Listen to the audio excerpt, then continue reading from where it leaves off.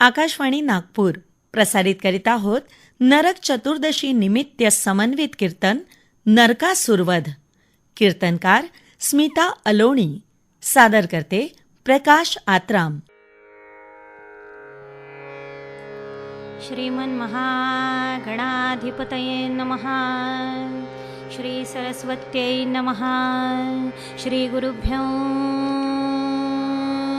नमः. यदा लम्बोदरं हन्ति सतां प्रत्यूह सम्भवम्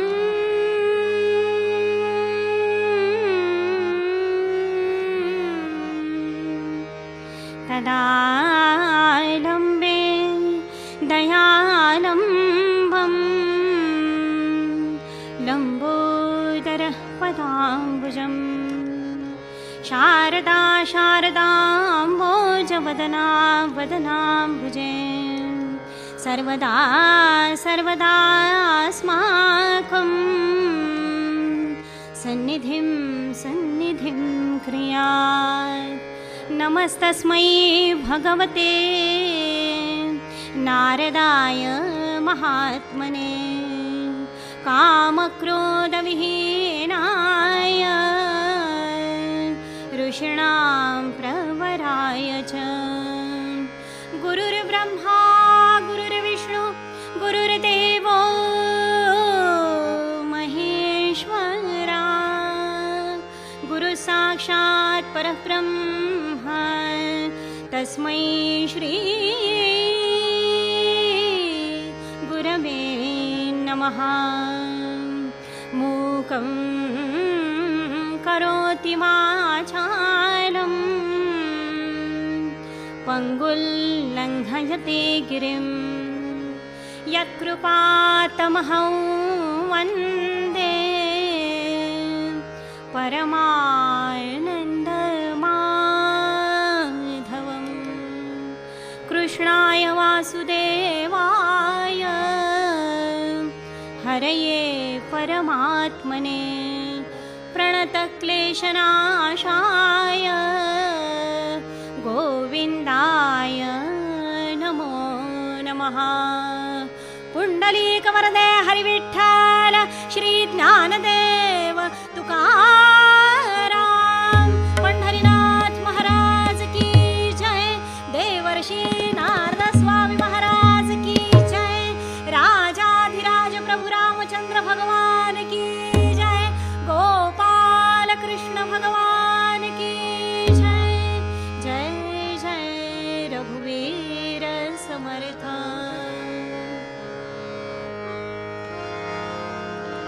हरि जय जय राम राम कृष्ण हरि. हरि जय जय राम राम कृष्ण हरि. हरि जय जय राम. गोवर्धन धर गोपालन रत गोवर्धन धर गोपाल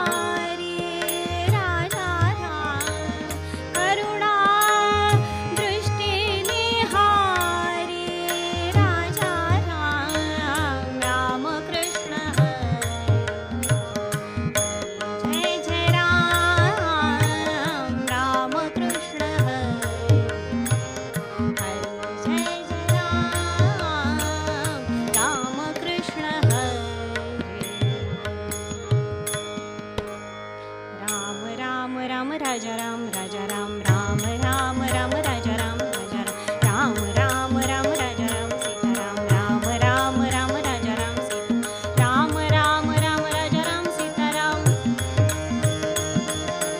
राम राम राम राजा राम सीताराम राम राम राम राजा राम सीताराम राम राम राम राजा राम सीताराम राम राम राम राजा राम सीताराम राम राम राम राजा राम सीताराम राम राम राम राजा राम सीताराम राम राम राम राजा राम सीताराम बोला पुंडलिक वरदे हरी विठ्ठल श्री ज्ञानदेव तुकाराम गोपाल कृष्ण भगवान की जय.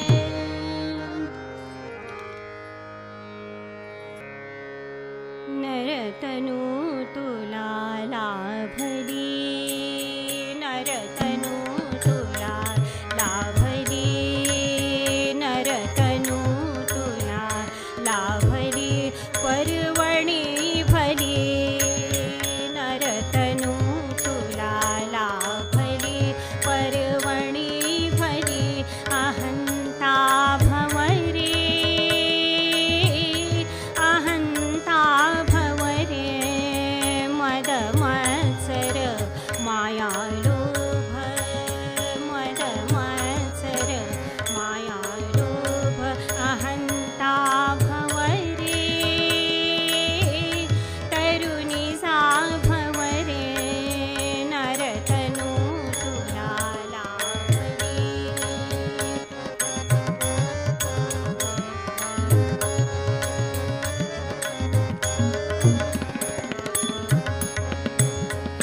नच जगी कुणाचे कुणी पुत्र कामिनी धनाचे साथी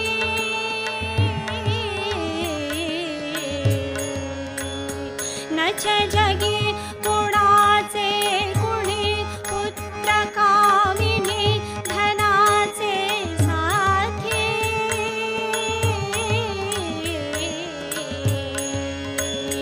जाशील उलथुनी नये कुणी सांगाती नरतनु तुला लाभली नरतनु तुला लाभली नरतनु तुला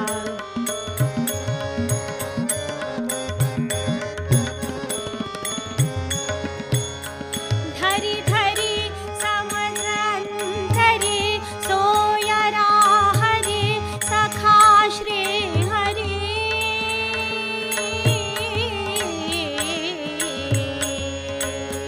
धरी धरी समजंतरी सोयरा हरी सखा श्री हरी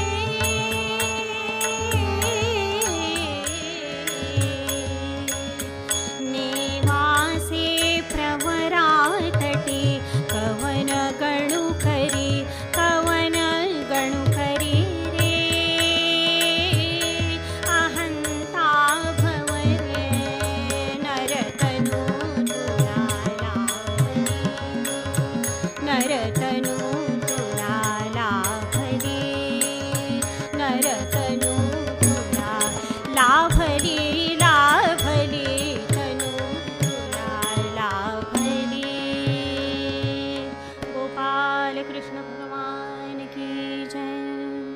सृष्ट्वा पुराणि विविधान्य जयात्म्यशक्त्या वृक्षान् सरिसृपपशून् खगदंश मत्स्यान् तैस्तैरतुष्टहृदय पुरुषं विधाय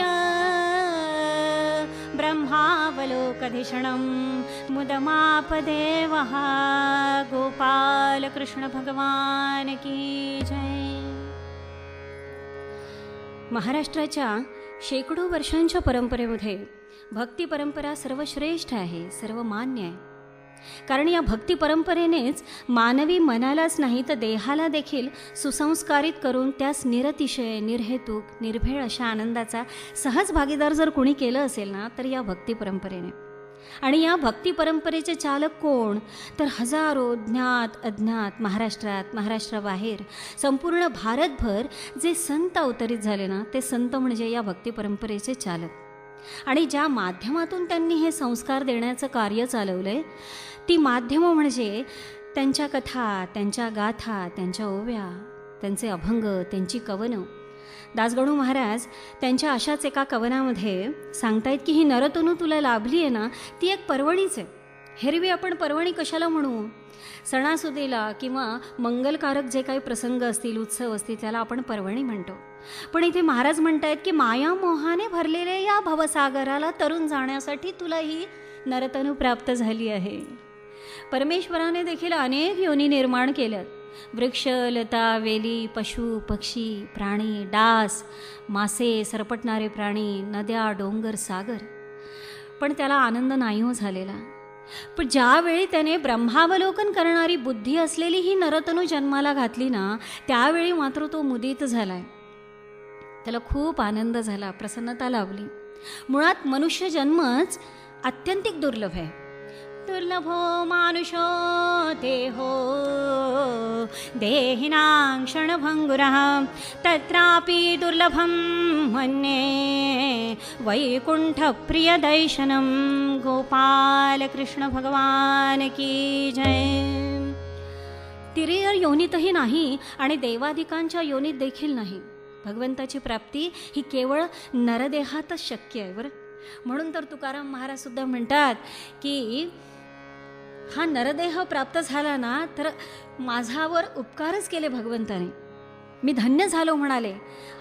अनुग्रहच मला प्राप्त झाला की हा नरदेह मला प्राप्त झालाय.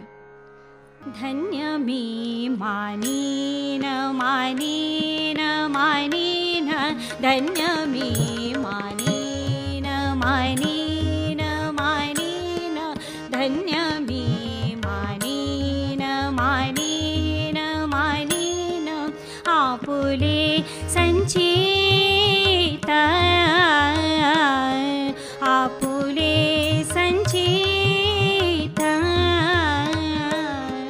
राहिले से प्रीत तुझे नामी. राहिले से प्रीत तुझे नामी. धन्य झालो आता आता यासे संदेह नाय. संदेह नाय. न पडो ह्यावाही काळा हाती. न पडो ह्यावाही काळा हाती. धन्य झालो आता आता यासे संदेह नाय. संदेह नाय. धन्य झालो आता. धन्य झालो आता. धन्य झालो आता. या देहाच्या प्रत्येकच अवयवाने त्या परमेश्वराचंच ध्यान करावं बरं. त्याचं स्मरण करावं, त्याचंच चिंतन करावं, त्याचंच मनन निधिध्यासन करावं. कारण जे कान भगवंताच्या लीला कथा ऐकत नाहीत, ते कान म्हणजे उंदराची बिळं आहेत. जे मस्तक भगवंताच्या चरणावर नतमस्तक होत नाही, ते म्हणजे खांद्यावरचा तो दगड आहे. जे हात त्यांची पूजा अर्चना करत नाहीत, कुणाच्या मदतीला सरसावत नाहीत, केवळ सुवर्ण आभूषणं घालून मिरवल्या जातात, ते हात म्हणजे मढ्याचे हात आहेत. जे डोळे भगवंताचं मनोहर रूप न्याहाळत नाहीत, ते डोळे म्हणजे मोर पिसाऱ्यावरचे निर्जीव डोळे आहेत. अहो, हजारो डोळे आहेत त्या मोर पिसाऱ्यांवर, पण एकाने तरी दिसतंय का? छे. जे पाय आपल्या उपास्य दैवताची वारी पायी करत नाही, ते पाय म्हणजे झाडाची खुंट आहेत. जे भगवंताच्या चरणावरच्या निर्माल्याचा सुगंध घेत नाहीत, ते श्वास म्हणजे निरर्थक श्वास आहेत. भगवंताच्या दर्शनाने ज्याचं हृदय द्रवत नाही, डोळ्यात ज्याच्या पाणी येत नाही, तो मनुष्य म्हणजे शवाप्रमाणेच आहे हो जणू. म्हणून तर महर्षी वेदव्यास म्हणतायत, बिले बतोरुक्रम विक्रमान्ये न शृण्वता कर्णपुटे नरस्य जिह्वासुती दार्दुरिके वसूत न चोपगायप्युरगाय गाथः भारः परं पट्टकिरीटजुष्ट मप्युत्तमाङ्गन्ननमेन्मुकुन्दं शावौकरो नो कुरुतस्य पर्या हरेर्लसत्काञ्चन कङ्कणं वा बर्हायिते ते नयनेन राणाल् लिङ्गानि विष्णोर्न निरीक्षितो ये पादौ नृणान्तो द्रुमजन्मभाजौ क्षेत्राणि नानुव्रजतो हरैर्यो जीवञ्छवो भागवताङ्घ्रिरेणुन् न जातुमर्त्योऽभिलभेत यस्तु श्रीविष्णुपद्यामनुजस्तु लस्यः श्वसञ्छवो यस्तु न वेदगन्धं तदश्मसारं हृदयं बतेदै यद्गृह्यमाणैर्हरिनामधेयैः न विक्रियेताथ यदा विकारो नेत्रे जलं गातृर्हेषु हर्षः गोपाल कृष्ण भगवान की जय.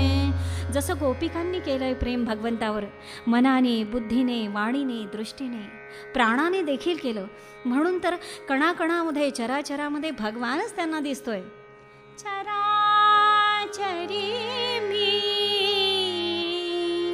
हरिला पाहिन, हरिला गायिन, हरिमय होईन, हरिला हरिमय होईन, हरिला गायिन, हरिमय होईन. चराचरी मी हरिला पाहिन, हरिला गायिन, हरिमय होईन, हरिला गायिन, हरिमय वृत्तिकेत तो गगनांगणी, वृत्तिकेत तो गगनांगणी वसे फुलातून मधुगंधातुनी, वसे फुलातून मधुगंधातुनी मधुपमुखातून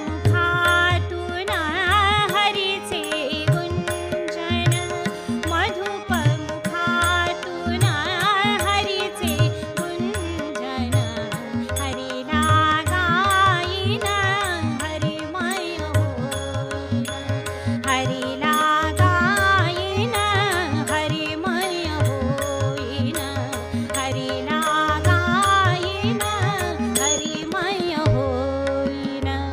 गोपाल कृष्ण भगवान की जय.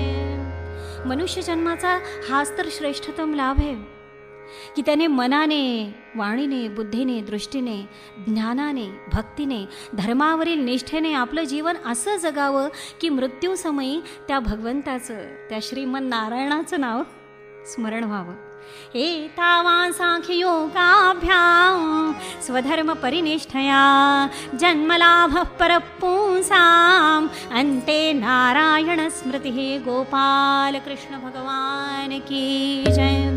मग कुठल्याही भावनेनं त्याचं स्मरण केलं ना तरी देखील तो आपल्याला त्याच्यापासून पृथक नाही हो ठेवणार कधीच. तस्मात् वैरानुबंधेन निर्वैरेण भयेन वा स्नेहात कामेन वा युञ्जात कथंचिन्ने क्षते पृथक. आणि देवर्षी नारदही धर्मराजाला सांगतायत, गोप्या कामात भयात कंसो द्वेषात चैद्यादयो नृपः संबंधात वृष्णया स्नेहात दिव्यं भक्त्या वयं विभो. गोपाल कृष्ण भगवान की जय.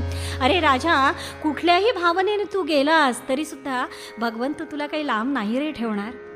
जसं गोपिकांनी प्रेमाने, कंसाने भीतीने, शिशुपालादींनी द्वेषाने, यदुवंशीयांनी नातेसंबंधाने, तुम्ही स्नेहाने आणि आम्ही भक्तीने त्यांच्यात मन गुंतवलंय. बरं, मग वेळ पडली तर भक्त त्याच्या प्राप्तीसाठी त्या भगवान गोपाल कृष्णाविषयी उणदुणं सुद्धा बोलायला घाबरणार नाही. कारण कुंजवनामध्ये नाही का सगळ्या गवळणी एकत्र आल्या आणि वाट बघतायत भगवंताची. त्यावेळी एकमेकींमध्येच उणदुणं बोलायला लागल्या. त्याच्या बुडाशी सुद्धा अत्यंतिक निर्मळ भावना आहे हो. त्या काय म्हणतायत, तसा तुझा आमडला ग हरी, कसा तुझा आवडला गा हरी, तयाला ओळखते मी पुरी, तयाला ओळखते मी पुरी, तयाला ओळखते.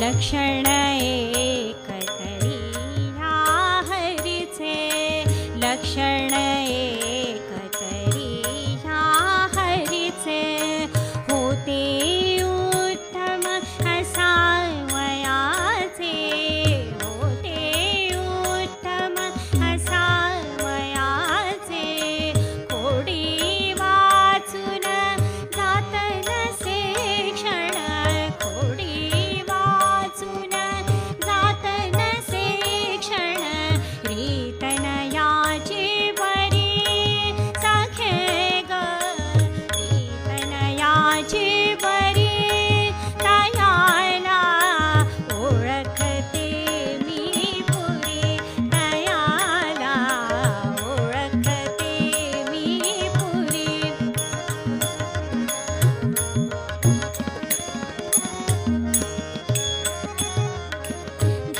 घटैकीचा हळूच फोडी, पदर दुसरीचा घटाळ ओढी, घटैकीचा हळूच फोडी, पदर दुसरीचा घटाळ ओढी, लाज नयाला करे मस्करी, लाज नयाला करे मस्करी, कुशाल नाना परी सखे ग, कुशाल नाना परी, तयाला ओळखते मी पुरी, तयाला ओळखते मी पुरी, तयाला ओळखते मी पुरी. तो गोपाल कृष्णच केवळ आपला आहे बरं. कारण भगवानच एक असा असतो की जो सगळ्या अवस्थांमध्ये आपल्याला स्वीकारत असतो. महाराज म्हणतात या जगी कुणीच कुणाचं नाही आहे, ही सगळी नाती आपल्यासाठीच आहे, पण आपलं कुणीही नाही. केवळ सखा सोयरा श्रीहरीच तो तेवढा. सोयरा सुद्धा आपण कुणाला म्हणतो, जो सुखात आणि दुःखात देखील आपली सोबत करतो तो. नरतनूचं ध्येय म्हणूनच त्याची प्राप्ती सांगितलंय. आणि ध्येयाला निष्ठेचं अधिष्ठान असावं लागतं बरं का. निष्ठा या शब्दाचा अर्थच मुळी ध्येयप्राप्तीपूर्वी, ध्येयप्राप्तीत आणि ध्येयप्राप्तीनंतरही आचारावयाचा जो जीवनक्रम आहे तिला म्हणायचं निष्ठा. आणि अशी दिव्य ध्येय जर गाठायची असली तर दिव्य तपही करावं लागतं. आणि हेच तर भागवत धर्म सांगतो ना, संवयी पुंसा परो धर्मो यतो भक्तिरधोक्षजे अहैतुक्य प्रतिहता ययात्मा संप्रसीदती. गोपाल कृष्ण भगवान की जय. कुठलीही कामना नसलेली ती भक्ती, आणि अप्रतिहता याचा अर्थ कुठल्याही प्रलोभनांना, आकर्षणांना, कुठल्याही भावनांना बळी न पडणारी भक्ती, असं त्या भक्तीचं तप आहे. एका पदाच्या शब्दाशब्दामध्ये भागवत धर्मच परिणत झाल्यासारखा वाटतोय की नाही बघा. दिव्य ध्येय की ओर तपस्वी जीवन भर अविचल चलता है, जीवन भर अविचल चलता है. पग पग पे आए आकर्षण, सज धज कर झूमते प्रलोभन. होकर सब से विमुख बटोही, पथ पर संभल संभल बढ़ता है. जीवन भर अविचल चलता है. पतझड़ के झंझावातों में, पतझड़ के झंझावातों में, जग के घातो प्रतिघातो में सुरभि लुटाता सुमन सिहरता निर्जनता में भी खिलता है जीवन भर अविचल चलता है. अहो झाडंही जगतात, तीही श्वास घेतात, जनावरही जगतात. तरवा हा किन्न जीवंती भस्रा हा किन्न श्वसंतित न खादंती न मेहंती किम ग्राम पशवोपरी. म्हणून काय मनुष्याने देखील असंच जगावं. अहो छे छे छे.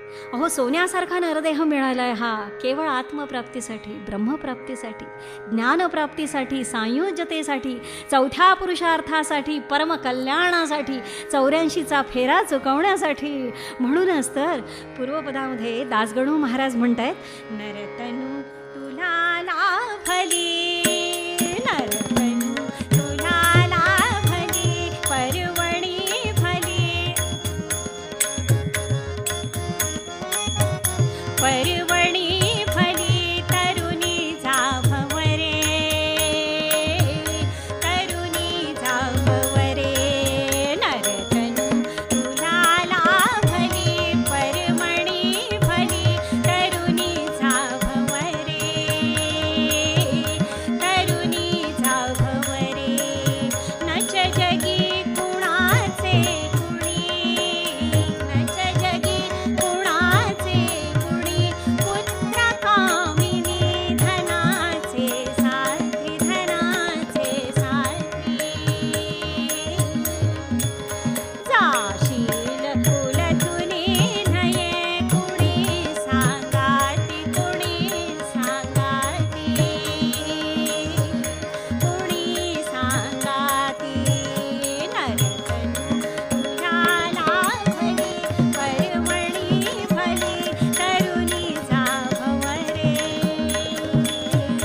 तरुणी जाभव रे, तरुणी जाभव रे, तरुणी जाभव रे. जय जय राम कृष्ण हरी, जय जय राम, जय जय राम कृष्ण हरी, जय जय राम कृष्ण हरी, जय जय राम कृष्ण हरी,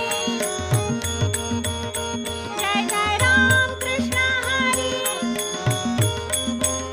जय जय राम कृष्ण हरी, जय जय राम कृष्ण हरी, जय जय राम कृष्ण हरी, जय जय राम कृष्ण हरी, जय जय राम कृष्ण हरी, जय जय राम कृष्ण हरी, जय जय राम कृष्ण हरी, जय जय राम कृष्ण हरी, जय जय राम कृष्ण हरी. गोपाल कृष्ण भगवान की जय. प्राग्ज्योतिषती राजधानी,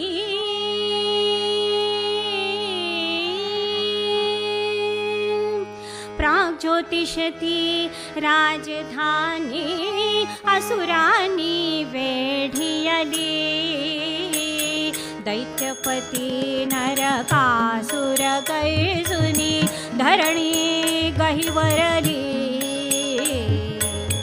विधिवराली झाला उन्मत्त, त्राही माम जगायला, कोण परे अवतार घेऊनी, सोडवी त्रिभुवनाला, साधोजी राजा राम कहोजी.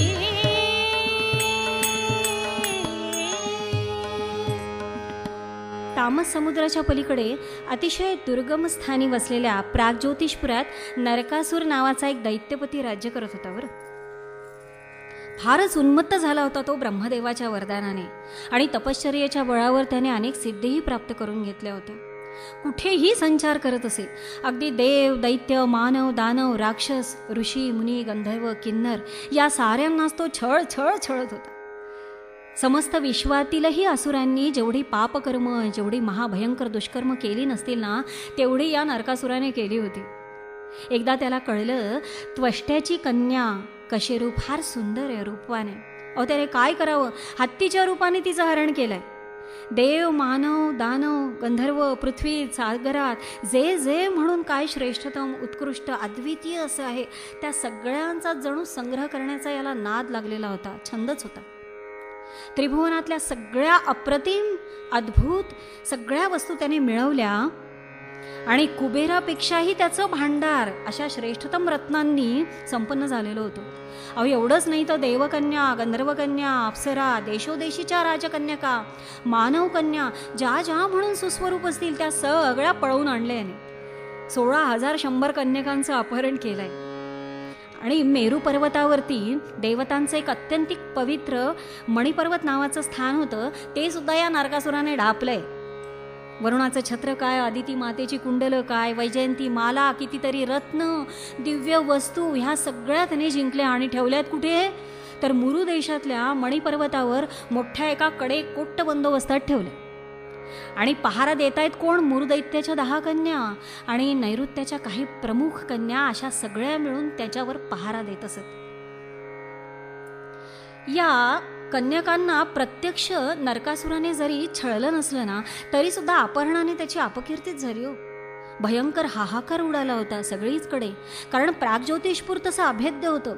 4ही द्वारांवर हैग्रीव, निसुंड, पंचनद आणि वरदत्त, हा वरदत्त म्हणजेच मुरुदैत्य बरं का, अशा या रणदुर्मद वीरांचा अहोरात्र जागता पहारा तिथे होता. आणि एकटी दुकटी नव्हती ती, मोठ्या बलदंड सेनेसह सगळं त्या राजधानीचं रक्षण करत असत.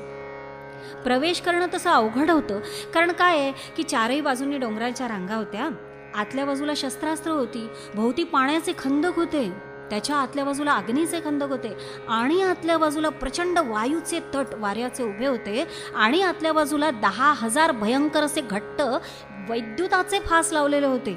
या मुरुदैत्याने देवादिकांना जो अवध्य आहे, अगदी शेवटी म्हणजे निरुपायच झाला म्हणून निष्प्रभ झालेला हा इंद्र, देवादिदेव इंद्र निघाले. कुठे निघाले, ज्याचं नाही कुणी त्याचा एक केवळ चक्रपाणी.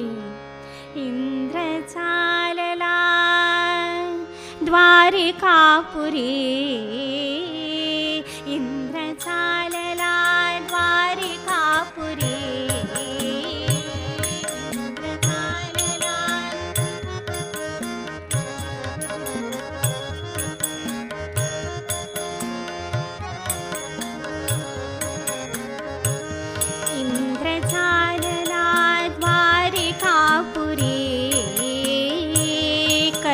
प्रार्थना धाव श्री हरी.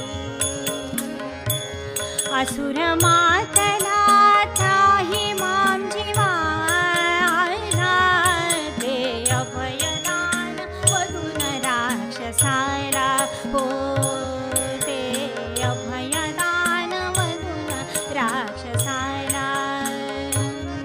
इंद्र चालला द्वारिकापुरी, इंद्र चालला, हो इंद्र चालला. ऐरावतावर बसून इंद्राचा थाट निघालाय. काय करणार, गेल्या गेल्या बलराम दादा, भगवान गोपाल कृष्ण सगळे सभेतच बसले आहेत. इतिवृत्त सांगितलं, म्हणाले, हे मधुसूदना, गोपाळा, आम्हाला अभयदान करा, देवाचं मोठं कार्य होईल, आम्ही भयरहित होऊ. आता या नरकासुराच्या छळाची वाट काय बघायची आहे महाराज, निघायचं. म्हणून बलरामासह सगळी सेना निघाली आहे. गरुडावर भगवान गोपाल कृष्ण आरूढ झाले. सत्यभामा म्हणाली, मीही येणार हो. आणि मरुद्गणांचे अतिसूक्ष्म वायुरूपी 7 थर ओलांडून उंच आकाशात अशी सुपर्णाने भरारी घेतली मात्र, आणि त्याच्या पंखांमुळे वादळी वारा सुटलाय की काय असं वातावरण झालं. आणि बलराम दादा म्हणजे यादवांसवे हा राम निघालाय आणि मध्येच म्हणाले, अरे कृष्णा थांब थांब थांब थांब, चुकतंय म्हणाले जरा आपलं. काय म्हणाले हो बलराम दादा, यादवांसवे राम चालला, यादवांसवे राम चालला, यादवांसवे राम चालला,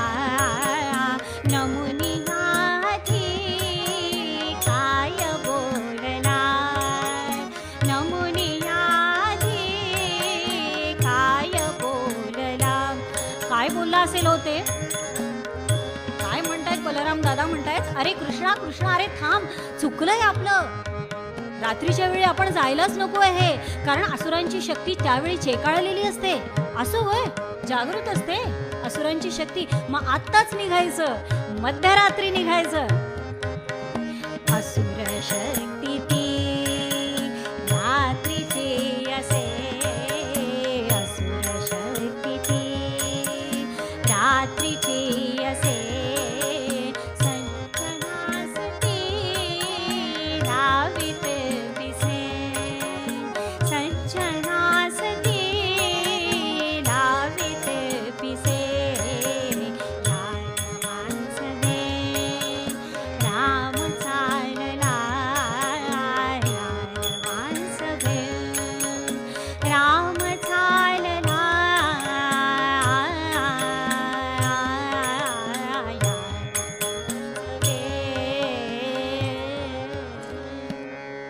गोपाल कृष्ण भगवान की जय.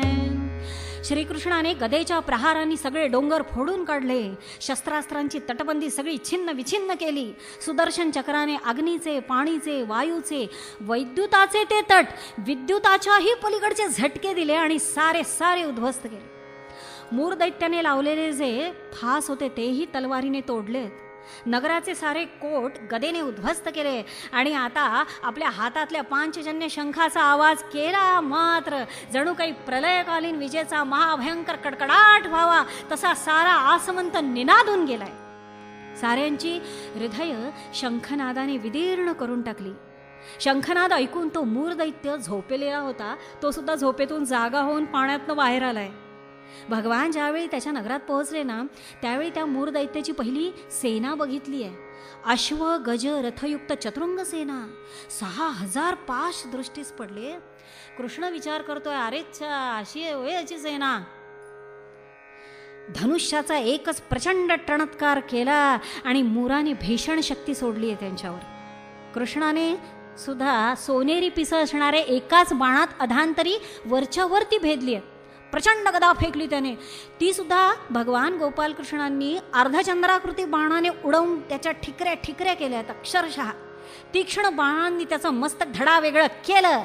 शरवृष्टीने सगळे पाश नष्ट केले. असंख्य हस्तकांना धाराशय केलंय.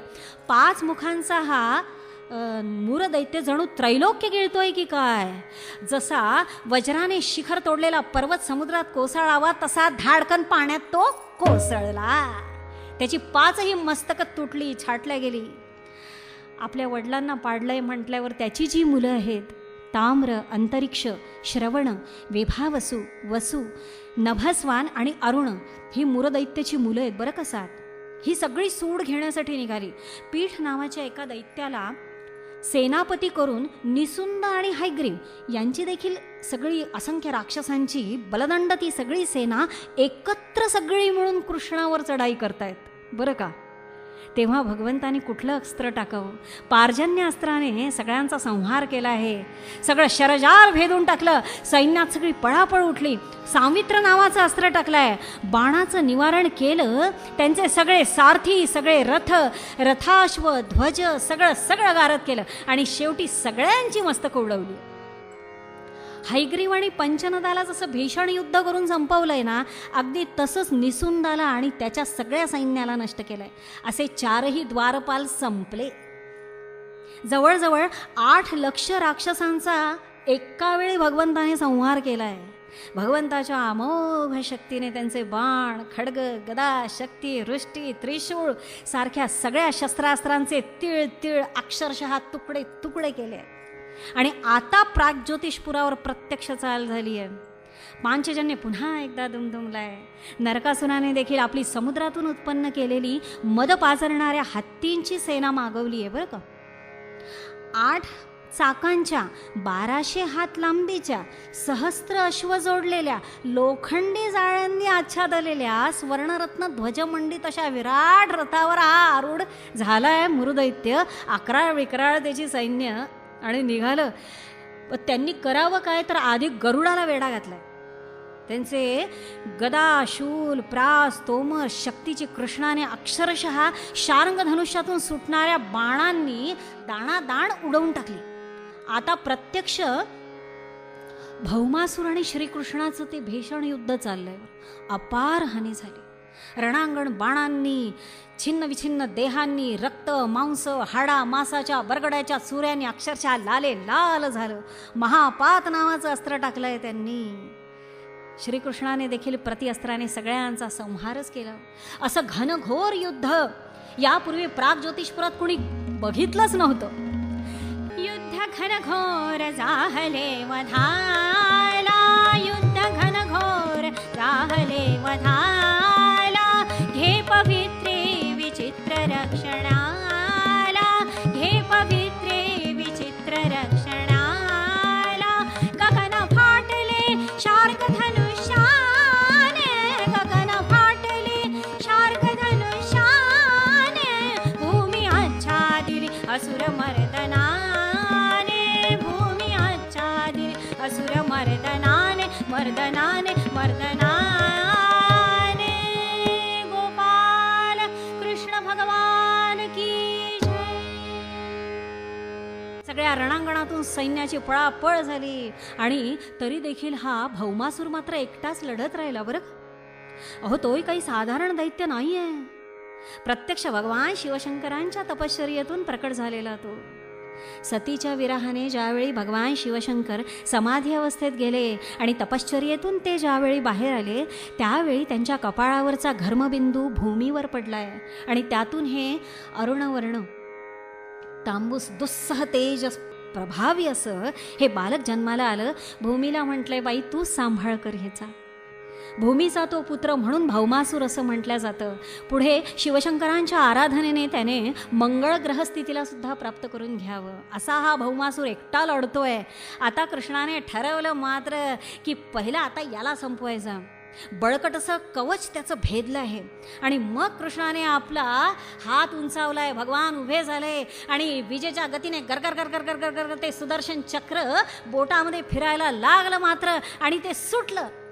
चक्र सुदर्शन सुटले कर कमला मधुन, चक्र सुदर्शन सुटले कर कमला मधुन. धरणी माता झाली कंपायमान, धरणी माता झाली कंपायमान. चक्र सुदर्शन सुटले कर कमला मधुन, चक्र सुदर्शन सुटले कर कमला मधुन. धरणी माता झाली कंपायमान, धरणी माता झाली कंपायमान.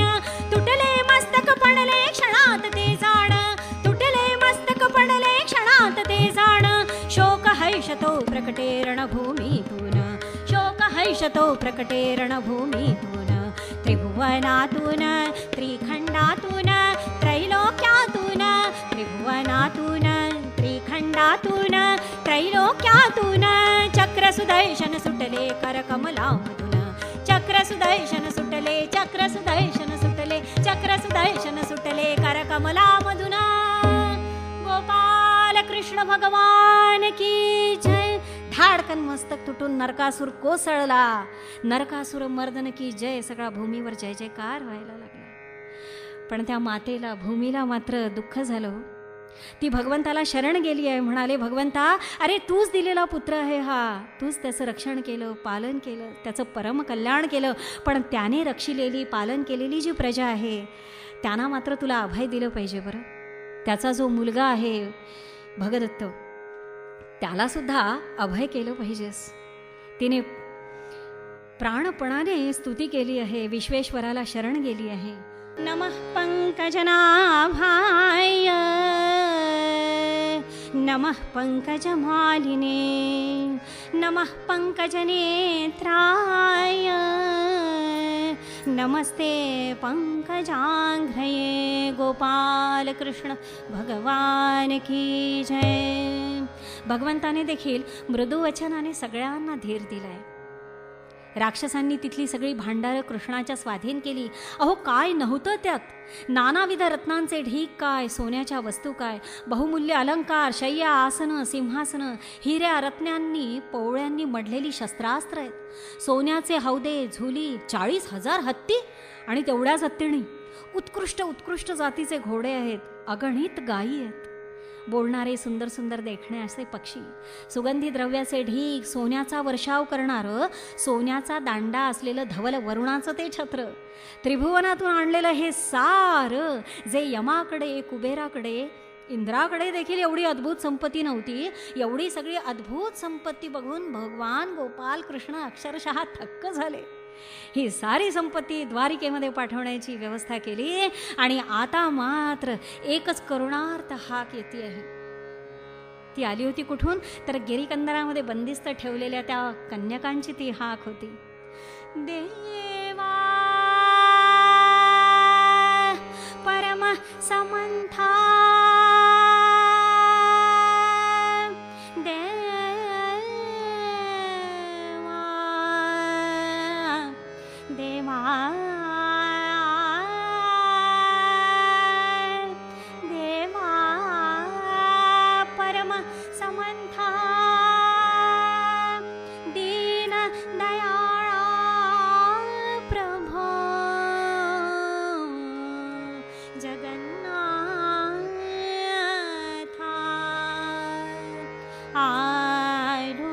शरण तुम्हाला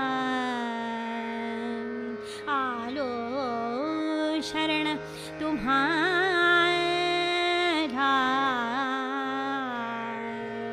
दीनपदी ठेवितो आता माथा. राम राम राम हरे हरे राम राम राम राम सीतापते राम राम राम राम रघुत्तम राम राम राम सीतापते राम राम राम हरे हरे राम राम.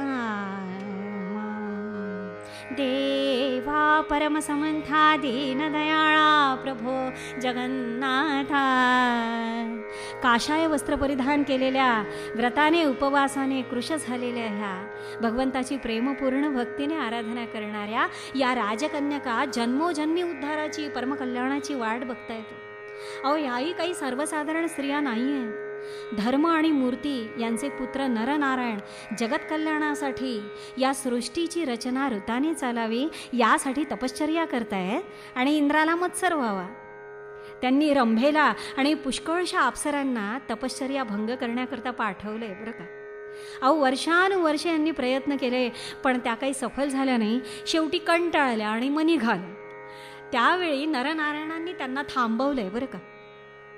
ते म्हणतायत, देवादिदेव इंद्रांच्या आज्ञेने आपण आलाय. आणि एकच त्यांनी आपल्या उरूवर म्हणजे मांडीवर थाप मारली आणि तिथे उर्वशी आणि सुंदर सुंदर अनेक राजकन्यका जणू प्रकट झाल्या. त्या ह्या 16,100 आहेत. त्या साऱ्या जणी इंद्राला पाठवल्यात आणि म्हणतायत काय, तुमचं मनोरथ कृष्ण अर्जुन म्हणून ज्यावेळी जन्माला येऊ ना त्यावेळी आम्ही पूर्ण करू हो. आणि देवर्षी नारदांनी देखील त्यांना सांगितलंय की हे तुम्हाला दिलेलं आश्वासन भगवान नक्की पूर्ण करतील, कारण जिथे भक्ती असते ना तिथेच भगवान असतो. त्याने स्वतः मला ते सांगितलंय. वसामि वैकुंठे योगिनां हृदयैरवो मद्भक्ता यत्र गायन्ति तत्र तिष्ठामि नारद. माझे भक्त गाती जेथे नारदामी उभा तेथे. जिथे भक्तीचा असे जिव्हाळा तेथे आहे हरी सावळा. तेथे आहे हरी सावळा. तेथे आहे हरी सावळा. तेथे आहे हरी सावळा. तेथे आहे हरी सावळा.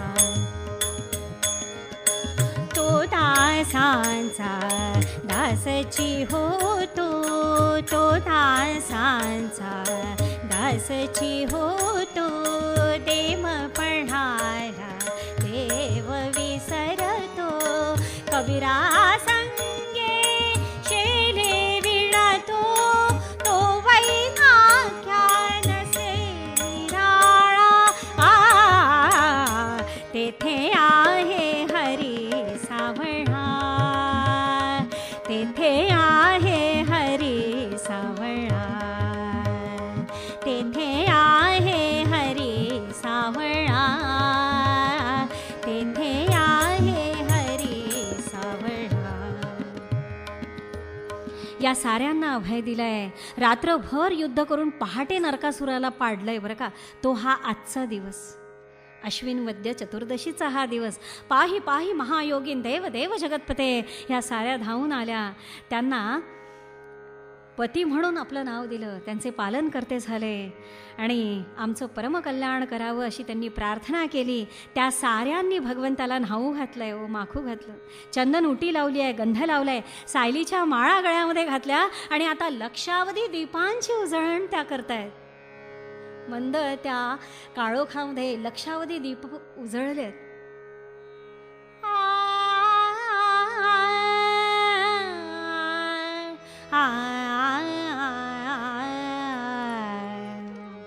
दाही दिशा उजळल्या मंगल दीपावलीने दाही दिशा उजळल्या मंगल दीपावलीने दाही दिशा उजळल्या मंगल दीपावलीने आनंदे आनंदो भरला आनंदे आनंदो भरला आनंदे आनंदो भरला श्री हरी नामाने दाही दिशा उजळल्या मंगल दीपावलीने मंगल दीपावलीने मंगल दीपावलीने दीपावलीने. गोपाल कृष्ण भगवान की जय. या साऱ्यांना सन्मानाने पालखीत बसवलंय आणि द्वारिकेला पाठवलंय. पुष्कळशी संपत्ती, ऐरावताच्या वंशातले 64 हत्ती, हजारो रत्न, वन, जलप्रवाह, पशुपक्षी युक्त असं एक रमणीय पर्वतावरचं शिखर स्वहस्ते उपटलंय आणि गरुडावर ठेवून आता मात्र भगवान निघालेत कुठे तर इंद्रसदनाला. अदिती मातेची कुंडलं परत केली. तिनेही सत्यभामेला चिरयौवना राहशील म्हणून आशीर्वाद दिले बरं का. आणि आता मात्र भगवान आपल्या भोग सामग्रींनी युक्त अशा द्वारिकेतील प्रासादामध्ये एखादा सामान्य गृहस्थाश्रमी कसा संसारामध्ये रममाण होतो तसे भगवान आपल्या 16,108 संसारामध्ये रममाण झाले. सयेष नरलोकेस्मिन्नवतीर्ण स्वमायया रेमे स्त्रीरत्नकूटस्थो भगवान प्राकृतो यथा. या साऱ्यांनी उभा आयुष्य आपल्या सौंदर्यांनी, कटाक्षांनी, कामचेष्टांनी, मधुर हास्यांनी की त्यांचं सौंदर्य बघून साक्षात विश्वविजयी कामदेवाने आपल्या हातातले बाण टाकावे अशा या सौंदर्यवान म्हणजे अष्टनायिका तर अत्यंतिक सुंदर आहेतच आहेत, पण ह्या 16,100 ह्या देखील अत्यंतिक सुंदर आहेत. या साऱ्यांनी मिळून आयुष्यभर भगवंताचं चित्त विचलित करण्याचा प्रयत्न केला, पण क्षणासाठी देखील त्या भगवंताचं चित्त काही विचलित करू शकल्या नाही. उद्दाम भाव पिशुनाम वल्गुहास व्रीडावलोक निहतो मदनोपि यासाम सम्मुह्य चापमजहात प्रमदोत्तमास्ता यस्येंद्रियं विमुदितुं कुहकैर्न शेकुः. जे लोक सर्वसाधारण मनुष्याप्रमाणे संसारामध्ये रममाण होताना भगवान गोपालकृष्णांना रममाण होताना बघून आसक्त समजतात ना, त्यांच्यासाठी महर्षी वेदव्यास काय म्हणतात ठाऊक आहे? त्यांना महर्षी म्हणताय तमयं मन्यते लोको ह्या संगमपि संगिनम आत्मौपम्येन मनुजम व्यापृण्मान येतो अबुदहा. अशांना मूर्ख म्हटलंय. तो तर साऱ्या योगांचा आधार आहे हो. म्हणूनच त्या योगेश्वराची प्राप्ती हेच नरतनूचं ध्येय आहे. म्हणून आजच्या दिवसाला नामाच्या संकल्पाचा एक एक दीप आपण सारे जण लावूया. दासगणू महाराजांनी तोच संदेश आपल्याला दिलाय की हा नरदेह तुला प्राप्त झालाय ना, हा त्याच्या प्राप्तीसाठी आहे. तू त्याच्याच तो कामी लावला पाहिजे. जगाच्या उद्धारासाठी, जग सुधारण्यासाठी हा देह नाही, तर हा परमकल्याणासाठी आहे.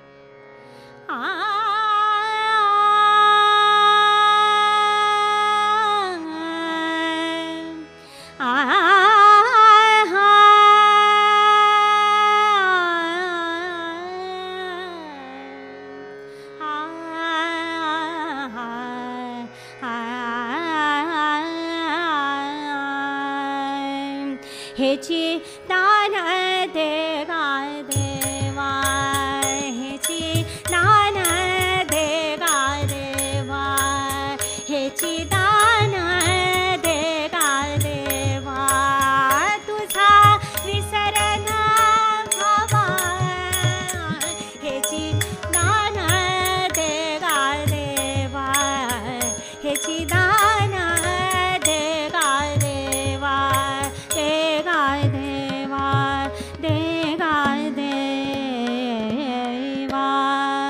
गोपाल कृष्ण भगवान की जय, गोपाल कृष्ण भगवान की जय, गोपाल कृष्ण भगवान की जय.